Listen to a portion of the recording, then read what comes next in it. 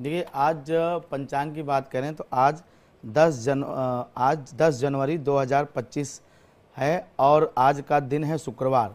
महीना पूस का चल रहा है। तिथि एकादशी है जो कि सुबह 10:19 तक रहने वाला है। कृतिका नक्षत्र रहने वाला है 1:45 दोपहर तक। योग है शुभ जो कि दोपहर 2:37 तक रहने वाला है। इसके साथ करण आज बिष्टी है जो कि भद्रा भी है 10:19 सुबह तक। अभिजीत मुहूर्त 12:08 से 12:50 तक रहने वाला है जो कि शुभ मुहूर्त है। और दूसरा शुभ मुहूर्त जो चौघड़िया का है वो सुबह 8:34 से लेकर के 9:53 तक रहने वाला है सुबह के समय। इसके साथ साथ आज का जो राहु काल है जिसमें व्यक्ति को कोई भी नया कार्य या यात्रा से बचना चाहिए, राहु काल सुबह 11:10 से लेकर के 12:29 तक रहने वाला है। आज पश्चिम की यात्रा से बचें, पश्चिम दिशा का दिशाशूल है। चंद्र राशि है वृषभ और सूर्य राशि है धनु। और सबसे अच्छी बात है कि आज तैलंग स्वामी का जन्म जयंती भी है जो कि भगवान शिव के अवतार कहे जाते हैं। काशी में रहते थे, काशी के अच्छे साधकों में इनकी गिनती होती है। बहुत बड़े संत साधक रहे तैलंग स्वामी और आज उनकी जन्म जयंती है। ऐसे साधकों को हम लोगों को बार बार नमन और प्रणाम करना चाहिए। तो चलिए, आज का पंचांग क्या कहता है ये भी हमने जान लिया और आज आपको क्या कुछ उपाय करने हैं ये भी आपको बता देते हैं ताकि आपका दिन जो है बहुत ही खूबसूरत और बिना किसी रुकावट के चले। देखिए, आज शुक्रवार है और शुक्र के बारे में कहा जाता है कि महालक्ष्मी के साधक हैं, महालक्ष्मी के उपासक हैं और लक्ष्मी प्राप्ति के लिए, धन प्राप्ति के लिए, खास करके विशेष धन प्राप्ति के लिए आज के दिन दक्षिणावर्ती शंख में आप चावल ले लीजिए। सफ़ेद चावल जो हम भोजन में प्रयोग करते हैं, आप हो सके उसे पीले रंग से रंग ले, नहीं तो ऐसे ही चावल लेकर के और श्री सूक्त बोलते हुए उस चावल को लेकर के और जो दक्षिणावर्ती शंख है उसमें डालें। जैसे ओम रण्यवर्णाम हरिम सुवर्ण तस्जाम चंद्रामरणमयीम लक्ष्मीम जात वेदो आवा, यह कहते हुए चावल धीरे धीरे धीरे धीरे एक एक दाना ऐसे ऐसे छोड़ते रहिए और यह क्रम आप 16 बार करिए। श्री सूक्त की 16 आवृत्ति करके और चावल को उसमें दक्षिणावर्ती शंख में डालिए तो निश्चित रूप से यह उपाय उनके लिए बहुत लाभकारी है जो धन के इच्छुक हैं, जो धन की प्राप्ति की कामना करते हैं, जिन्हें विशेष धन की कामना है। ये उपाय करें, महालक्ष्मी कृपा से श्री सूक्त का ऐसा प्रभाव होगा कि आपको विशेष धन लाभ होने के योग बनने शुरू हो जाएंगे। तो चलिए, आज का क्या विशेष उपाय आपको करना है ये हमने आपको बता दिया। आप कुछ कॉलर्स ले लेते हैं। सुरेंद्र हमारे साथ जुड़ चुके हैं, पहले कॉलर इस प्रोग्राम के। क्या सवाल है आपका सुरेंद्र जी? सुरेंद्र जी, आपको अपने टेलीविजन सेट का वॉल्यूम म्यूट पर करना पड़ेगा तभी आपका सवाल ले पाएंगे और चलिए थोड़ी देर बाद उनके पास वापस चलेंगे। पंडित जी, एक और कॉलर जुड़ चुके हैं, गिरीश इनका नाम है, गुजरात से। जी गिरीश जी, अपना सवाल कर सकते हैं। हाँ सर, मेरे बेटे का पूछने का था। जी, बेटे का नाम बता दीजिए गिरीश जी। बेटे का नाम जयेश है, जयेश चौहान। ठीक है, क्या उम्र है उनकी? उम्र है 1991 में जन्म है, 8/4/1991।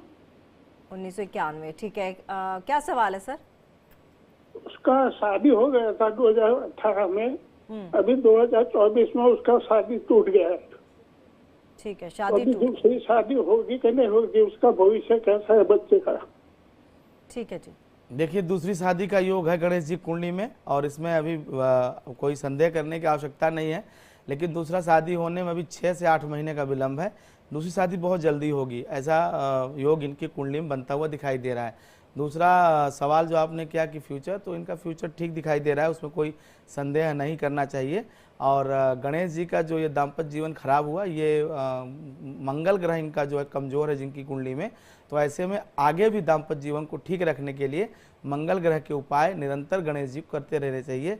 खास करके मंगल का जो मंत्र है, वैदिक मंत्र ओम अंग अंगारकाय नमः, इस मंत्र का जप गणेश जी को हमेशा करना चाहिए, क्योंकि ऐसा करने से एक तो दाम्पत्य जीवन भी सुखी रहेगा, दूसरा व्यापारिक कामों में भी इनको सफलता मिले, क्योंकि मंगल का दुष्प्रभाव कहीं न कहीं इनके व्यापारिक जीवन पे भी दिखाई देता है और इनके पारिवारिक जीवन पे भी।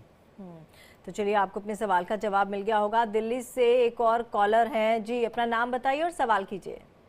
मैं ख्याति बोल रही हूँ दिल्ली से। मैं अपने भाई के बारे में पूछना चाहती हूँ। जी, भाई का नाम बता दीजिए ख्याति जी। मोक्ष हरितश। जी, क्या सवाल है उनका? 1:25 टाइम है उनका जन्म का और दिल्ली में 18 नवंबर 2003 उनकी बर्थ डेट है। ठीक है जी, सवाल क्या है? ये आपके छोटे भाई हैं कि बड़े भाई हैं मोक्ष? बड़े भाई हैं अच्छा ठीक है, सवाल बताइए। जी। MBBS कर रहे हैं रशिया में, जी और आगे इनका करियर कैसा रहेगा, और शादी के बारे में बताइए इनको। देखिए, करियर इनका जो दिखाई दे रहा है, करियर इनका बहुत अच्छा है और इनका MBBS कोर्स लगभग अब पूरा भी होने जा रहा है। ज़्यादा से ज़्यादा का 1.5 साल का विलम्ब और दिखाई दे रहा है। रही बात विवाह की, तो विवाह इनका जरूर डिस्प्यूटेड दिखाई दे रहा है। मतलब ये लोग परिवार के इच्छा के विपरीत जाके विवाह करते हैं ऐसे लोग। तो थोड़ा सा आप लोगों को समझौता करना पड़ेगा इनके मैरिज लाइफ को लेकर के, क्योंकि ऐसे लोग जहां परिवार के लोग मना करते हैं, विरोध करते हैं, वहां पे ये लोग विवाह करते हैं। तो मैं तो यही कहूँगा कि भाई विवाह अधिक कर्म जो है ये अपनी इच्छा से हर इंसान को करने का अधिकार है। तो आप लोग उसमें अपनी सहमति दें और वो विवाह इनका अच्छा भी रहेगा, कोई दिक्कत उसमें नहीं है। लेकिन ये ज़रूर दिखाई दे रहा है कि ये ऐसे लोग अपने परिवार के विरुद्ध जा करके विवाह करते हैं। जी तो चलिए, आपको भी जवाब मिल गया होगा अपने सवाल का। अजीत हमारे साथ जुड़े हुए हैं अगले कॉलर जी, अपना सवाल कर सकते हैं। प्रणाम पंडित जी। जी प्रणाम। मैं 2 प्रश्न पूछना चाहता हूँ। जी जी पूछिए। मेरी पत्नी और मेरे बड़े लड़के के बारे में। जी, पत्नी का अंजू कुमारी मिश्रा नाम है, 24 मार्च 1976 का जन्म है। नहीं, आप डिटेल मत आइए, नाम, उम्र और सवाल बताइए। नाम अंजू कुमारी मिश्रा। जी, सवाल क्या है? इनका जन्म है सर 24 ठीक है, 1976 सर सुन लिया, आप सवाल बता सकते हैं। जी जी। इनका करियर और इनका स्वास्थ्य कैसा रहेगा, और बच्चे के बारे में थोड़ा सा बता दीजिए पंडित जी। 1 सितंबर 1999 इनका जन्म है। देखिए, पत्नी का जो आपने स्वास्थ्य और करियर पूछा है, स्वास्थ्य तो ठीक नहीं दिखाई दे रहा है, करियर इनका ठीक है। स्वास्थ्य को लेकर के कई समस्याएं अंजू जी को हैं और वो अभी रहेंगी भी। अभी वो काफ़ी समय से हैं और आगे भी वो समस्याएं इनके शरीर में यथावत बनी रहेंगी। दूसरा, जो अंजू जी के करियर के बारे में आपने पूछा है, तो करियर इनका ठीक है। करियर जैसे जैसे इनकी उम्र बढ़ेगी वैसे वैसे करियर इनका ग्रोथ करेगा। पुत्र के बारे में आपने सवाल नहीं बताया, सवाल आप बता दें, बेटे का क्या पूछना है। वैसे आपके प्रश्न लगने के हिसाब से संतति अभी उतना अच्छा नहीं कर रही है जितना आपको उससे उम्मीद है, लेकिन इस साल के अंत तक संतति का भी आपको सुख मिलेगा और संतान भी अच्छा करेगी। तो चलिए, संतान भी अच्छा करेगी और संपत्ति भी सुख देगी आपको। पंडित जी, एक सवाल मैं करना चाहती हूँ, क्योंकि शादी को लेकर एक सवाल आया था। और शादियां हम देख रहे हैं, चाहे वो सेलिब्रिटीज़ हों, चाहे वो आम इंसान हो, और देखा जा रहा है इन दिनों की शादियां एक के बाद एक टूटती हुई नज़र आ रही हैं। इसके पीछे के कारण क्या हैं? क्या ग्रह नक्षत्रों का दोष होता है? और अगर ग्रह नक्षत्रों का दोष है तो इन टूटती हुई शादियों को क्या बचाया जा सकता है, या सही है इनको बचाना, या फिर कहते हैं ना कि खराब शादी से अच्छा आप अलग हो जाइए? देखिए, ये जो सारा संकट उत्पन्न हुआ है, ये शादी का जो भी समस्या है, ये ग्रहजनित तो होता ही है, इसमें कोई दो राय नहीं है। ये ग्रहों के कारण ही, यहाँ तक कि हमारे शास्त्र कहते हैं कि हमें जीवन में जो कुछ भी अच्छा बुरा प्राप्त हो रहा है, चाहे सुख है, चाहे दुख है, चाहे शादी चल रही है या शादी नहीं चल रही है, प्रेम है, जो कुछ भी हमें मिल रहा है, इसमें कहीं न कहीं ग्रहों का ही जो है प्रमुख भूमिका होती है। रही बात शादियाँ टूटने की, तो समाज में जो सबसे बड़ी दिक्कत है वो है विश्वास का संकट। एक विश्वास का महासंकट उत्पन्न हो गया है इस समाज में। विश्वास यूं है कि एक दूसरे पे लोग विश्वास ही नहीं करते, खास करके बिल्कुल करीब से करीब हृदय के रिश्तों में भी अविश्वास की संभावना बढ़ती जाती है। अब रही बात जो है कि क्या बचाया जा सकता है, देखिए, रिश्तों के बारे में है कि आप जितने रिश्ते आपको मिले हैं सब आपको प्रारब्धवश मिले हैं। आप किस पिता की संतान होंगे, किस माँ के गर्भ से जन्म लेंगे, कौन आपके भाई बहन होंगे, या कौन आपका जीवन संगनी या जीवन साथी बनेगा, ये सब पूर्व में भाग्य से निश्चित है और उसी के अनुसार आपको सुख और दुख उस रिश्ते से प्राप्त होता है। अब रही बात धर्म की, धर्म क्या कहता है? धर्म ये कहता है कि आप एक बार जिसका पाणी ग्रहण कर लीजिए, अब वो चाहे जैसा है, आपको उसके साथ पूरे जीवन निर्वाह करना चाहिए। ये नियम दोनों पे लागू होता है, स्त्री और पुरुष पे। पाणी ग्रहण का अर्थ ही हुआ हो गया कि आपको अब उसके हाथ को नहीं छोड़ना है, अब बचाने का हर संभव प्रयास करना चाहिए सबको। और उसमें कुछ धर्म के रास्ते हैं और कुछ अपने व्यक्तित्व में परिवर्तन की आवश्यकता है। जैसे पूजा क्या करनी चाहिए, उपाय क्या करनी चाहिए। सबसे पहले तो व्यक्ति को, अगर किसी स्त्री का दाम्पत्य जीवन खराब हो गया है तो अर्गला स्त्रोत का पाठ करना चाहिए। महिलाओं को अर्गला स्त्रोत दुर्गा सप्तशती में दिया हुआ है। इस अर्गला स्त्रोत के पाठ करने वाली महिलाओं का कभी भी दाम्पत्य जीवन खराब नहीं होता है। बुरे से बुरे दाम्पत्य जीवन को भी अच्छा कर सकता है ये अर्गला स्त्रोत। दूसरा, अगर किसी पुरुष का दाम्पत्य जीवन खराब है तो ऐसे जातकों को चाहिए कि वो शुक्रवार के दिन जो छोटी बच्चियां होती हैं 2 वर्ष से लेकर 10 वर्ष की आयु तक की, ऐसी कन्याओं को उपहार स्वरूप में कुछ खाने पीने की वस्तुएं देनी चाहिए और नवरात्र में कन्या पूजन जरूर करना चाहिए, क्योंकि शुक्र ग्रह खराब होता है तो दाम्पत्य जीवन किसी पुरुष का खराब होता है। और शुक्र ग्रह की प्रतीक मानी जाती हैं 2 वर्ष से लेकर 10 वर्ष की कन्याएं। नवरात्र में जिनका पूजन किया जाता है विशेष रूप से, और उनके एक नाम दिए गए हैं, कुमारी, कल्याणी, भद्रिका, सुभद्रा, इस तरह के 2 वर्ष से लेकर 10 वर्ष की कन्याओं के नाम संज्ञा भी दी गई है शास्त्रों में। तो पुरुषों को चाहिए कि कन्या पूजन करें और महिलाओं को चाहिए अर्गला स्त्रोत का पाठ करें। बहुत सरल उपाय हैं, ऐसा करने से दाम्पत्य जीवन बचाया जा सकता है। लेकिन सबसे बड़ी बात है, विश्वास करना सीखें। आंख बंद करके अगर आप विश्वास अपने पति पे या अपनी पत्नी पे नहीं करते हैं तो आपके दाम्पत्य जीवन में रहने का कोई मतलब नहीं है। विश्वास ही मूल पूंजी है किसी भी रिश्ते की। विश्वास नहीं है तो रिश्ता कुछ भी नहीं है। कहते हैं ना कि कबीरदास जी अपनी पत्नी को दिन में कहते हैं कि लालटेन लेके आओ, सुई खोजना है, तो दोपहर के समय उनकी पत्नी लालटेन लेके बाहर आ जाती है। वो प्रश्न नहीं करती थी कि भैया सूर्य मध्य में इस समय खड़ा है क्षितिज पे, इतना दोपहर है, तुमको लालटेन से सुई कैसे दिखाई देगी।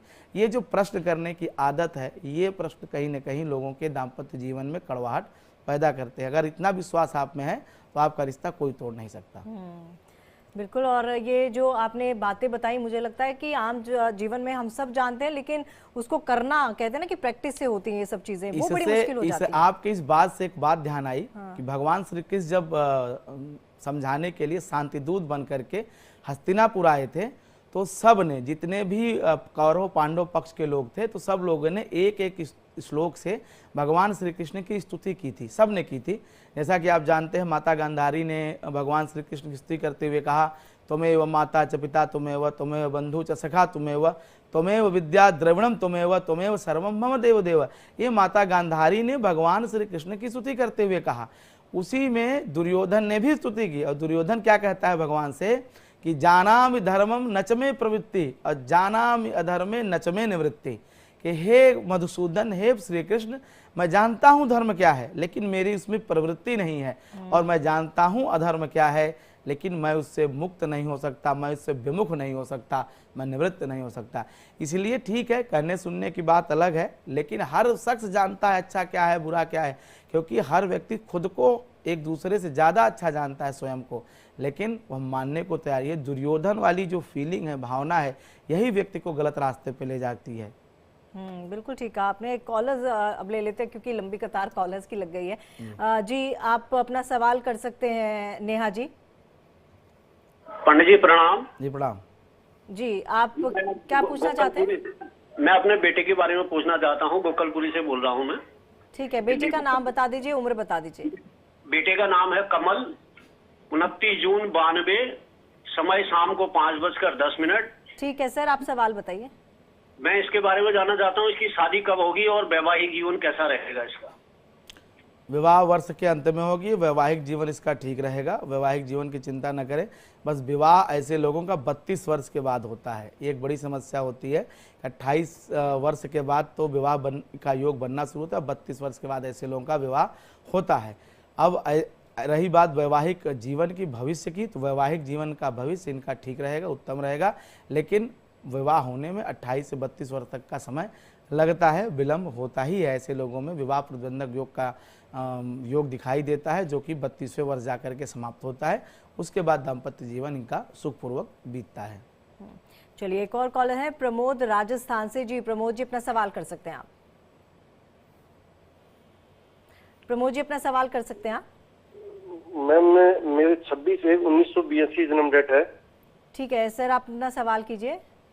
मैं मेरा कार्य क्षेत्र क्या रहेगा? मैं ज्योतिष सीख सकता हूँ और सिद्धि किसकी प्राप्त होगी, और या फिर मेरा और कोई क्षेत्र है? ठीक है, देखिए प्रमोद जी, जो आपने प्रश्न पूछा है अपने कार्य क्षेत्र को लेकर के, तो उसके हिसाब से आपको बता दूं कि आप साधना कर सकते हैं, और पिछले 2.5 साल से आप लगे हुए हैं महाकाली या किसी शक्ति की उपासना करने में, जो कि शाक्त कुल की देवी हैं। ऐसे किसी शक्ति की उपासना करने में आप पिछले 2.5-3 साल से प्रयासरत भी हैं। रही बात ज्योतिष के क्षेत्र में या इस तरह के आध्यात्मिक क्षेत्र में अपना करियर बनाने की, तो उसमें ज़रूर सफलता आपको मिलेगी, लेकिन आंशिक मिलेगी। तो ऐसे में आपको मैं एक सलाह देना चाहूँगा कि अपने जीवनचर्या को चलाने के लिए, अपने परिवार के भरण पोषण के लिए कुछ आप अतिरिक्त व्यापार इत्यादि कर्म भी करें। खास करके इलेक्ट्रॉनिक से जुड़े हुए या कुछ ऐसे कम्युनिकेशन से, जो आजकल मोबाइल कम्युनिकेशन है या नेटवर्किंग काम है, ऐसे कोई काम में आप जो है जिसका संबंध इलेक्ट्रॉनिक्स से हो वो काम भी करें। और रही बात साधना की, तो आप वो कर रहे हैं, लेकिन अभी उसमें एक लंबा समय लगेगा, सफलता मिल सकती है। या अनवरत आप प्रयास करते रहें, उसको रोके नहीं, और उससे बड़ा सकारात्मक प्रभाव आपके जीवन पे दिखाई भी दे रहा है, लेकिन अभी वो एक लंबा कालखंड है उसमें आपको सफलता प्राप्त करने में। चलिए, अगले कॉलर हैं दीपक गाजियाबाद से। और दीपक, आप अपना सवाल कर सकते हैं, अपनी उम्र बता दीजिए। धन्यवाद तमन्ना जी। पंडित जी प्रणाम। जी प्रणाम। मेरा नाम दीपक चौधरी है, मैं गाजियाबाद से हूँ। 25 साल मेरी उम्र है जी। 21 मई 1999 मीन राशि से जी। पंडित जी मैं आपको क्या बताऊं, मेरी किस्मत इतनी फूटी है, मेरी 2 बारी शादी होकर टूट गई, अब कगार आ चुकी है। देखिए, अब ये 2 बार या 3 बार, ये तो थोड़ा सा प्रश्न कुंडली से बताना थोड़ा मुश्किल होता है, क्योंकि प्रश्न हमने काफ़ी ले लिए हैं आज के दिन में सुबह सुबह। लेकिन फिर भी इतना जरूर कहूँगा कि अभी दाम्पत्य जीवन में सुख प्राप्त होने में, दाम्पत्य का सुख प्राप्त होने में अभी भी आपको कष्ट दिखाई दे रहा है, और ये जून 2025 तक रहने वाला है। हालांकि जो मैं देख पा रहा हूँ, जो सारी समस्याएं आपके दाम्पत्य को लेके होती हैं, वो कहीं न कहीं आर्थिक वजहों से होती हैं, क्योंकि प्रश्नकाल के दौरान शुक्र और शनि, 2 ग्रह, जो कि शुक्र जिसमें वैवाहिक जीवन के सुख का प्रतिनिधित्व करता है, वो 12 भाव में बैठा है शनि के साथ। इसमें 2 समस्याएं होती हैं। एक तो वैवाहिक जीवन में अर्थ की बड़ी समस्या आ जाती है, धन की बड़ी समस्या आ जाती है। जैसे कि जो भी आपका जीवन साथी रहा होगा, उसकी जो इच्छाएं रही होंगी, उसको आप फुलफिल न कर पाने की वजह से, अर्थ से वो कहीं न कहीं दाम्पत्य जीवन में कड़वाहट आई, और धीरे धीरे बात बिगड़ती चली गई और रिश्ते टूट गए। अभी भी नया रिश्ता करने से पहले अपनी आर्थिक स्थिति को सुदृढ़ करें, मजबूत करें, उसके बाद ही आर्थिक जीवन जब सही हो जाए, फिर आप अगर वैवाहिक जीवन में प्रवेश करेंगे तो वही रिश्ता चलेगा। अगर आर्थिक जीवन कमज़ोर रहेगा तो पुनः अगर आप विवाह करेंगे तो वह भी 2-4 साल बाद उसमें भी आपको कहीं न कहीं नकारात्मक स्थिति का सामना करना पड़ सकता है। चलिए, अब कुछ व्हाट्सएप के ज़रिए मैसेजेस ले लेते हैं। अब ये विवेक श्रीवास्तव इनका नाम है। 10:55 रात के इनका जन्म समय है जी, और डेट है 16 दिसंबर 1979, और स्थान है प्रयागराज। एक सेकेंड, रात में 10:55। हाँ जी, 16 दिसंबर 1979, 1989। 179। हाँ जी, प्रयागराज में। प्रयागराज, हाँ जी। पूछना चाहते हैं कि अच्छा समय कब आएगा, फ्यूचर कैसा रहेगा, पैसा, दौलत और शोहरत कब मिलेगी, मतलब सब कुछ ही जानना है। देखिए, इनका जो आपने डिटेल बताया है विवेक जी का, 16 दिसंबर 1979 रविवार का दिन है, और रात्रि 10:55 पे। तो इनकी सिंह लग्न की जन्म कुंडली है, और इनकी जन्म राशि बनती है तुला। इनका जन्म हुआ है विशाखा नक्षत्र के 3रे चरण में। केतु की महासा चल रही है, और केतु इनका सम भाव का होकर के 7वें भाव में विराजमान है। तो केतु की दशा जब से चल रही है तब से मध्यम फलकारी है। व्यापारिक जीवन को लेकर के, जीविका नौकरी को लेकर के मध्यम समय चल रहा है, न बहुत आगे बढ़ पा रहे हैं, न बहुत गिरावट ही हो रही है, सामान्य समय चल रहा है। इतना जरूर कहूँगा कि केतु में जब से मंगल आया है तब से कुछ चीज़ें बदली हैं। थोड़ा सा पारिवारिक जीवन में आपका जो एक आपके अंदर जो गुस्सा है, क्रोध है, उसको नियंत्रण करने की आवश्यकता है। वैसे शेष समय आपका बढ़िया चल रहा है। 25 जनवरी 2025 तक वैसे भी आपका सब अच्छा है। इसके बाद जरूर जीवन में कुछ परिवर्तन होने वाले हैं, जो कि पारिवारिक परिवर्तन होंगे, वो आपके लिए अच्छे होंगे। रही बात अच्छा समय आने की, तो केतु में समाप्त होगा जब शुक्र की दशा आएगी। शुक्र आपकी कुंडली का दशमेश है, इसके साथ साथ आपके 3य भाव का स्वामी है। तो विदेश यात्रा करना हो या बाहर जा कर के करियर बनाना हो, एक अच्छी स्थिति जिसको कहते हैं ना कि व्यक्ति अच्छा धन, यश, कीर्ति, क्योंकि पंचम में गया हुआ ग्रह अगर शुभ है, अच्छा है, तो अब निश्चित रूप से व्यक्ति के जीवन में बड़ा क्रांतिकारी परिवर्तन करता है। और यह शुक्र की दशा आपके जीवन में 2029 फरवरी के महीने शुरू होगी। तो वहाँ से लेकर के अगले 20 वर्ष आपके राजयोग का समय है, आपके जीवन का बड़ा परिवर्तनकारी समय है। एक ग्रह वो सूर्य के साथ बैठा हुआ है, और सूर्य आपकी जन्म कुंडली लग्नेश है। तो लग्नेश और दशमेश का जो इत्तिसाल होता है, वह करियर में स्टेबिलिटी देता है, परिवार में स्टेबिलिटी देता है और जीवन को एक कहते हैं सेचुरेशन के मोड में डाल देता है। ऑटो पायलट मोड पे गाड़ी आ जाती है कि व्यक्ति का जीवन अपने आप चलता रहता है, उसे बहुत ज़्यादा एफर्ट डालने की ज़रूरत नहीं पड़ती है। लेकिन अभी ये 4 साल स्ट्रगल के हैं, मेहनत के हैं और इसी 4-5 साल आपको जम करके काम करने की ज़रूरत है। उसके बाद फिर पूरा 29 से जब शुक्र की दशा आ जाएगी तो वो आराम का है, वहाँ से आपका जीवन में कोई दिक्कत नहीं होगी। लेकिन एक बात है कि थोड़ा सा अपने आंतरिक क्रोध को कम करिए। अंतर मन जो गुस्सा है, क्रोध है, या तो उसको प्रकट किया करिए या उसको प्रयास करें कि वो मन से चाहे योग के माध्यम से चाहे ध्यान के माध्यम से आप उसको निकाल दिया करिए। नहीं तो ये आपकी सेहत के लिए ठीक नहीं है, बुरा प्रभाव सेहत पे डाल रहा है।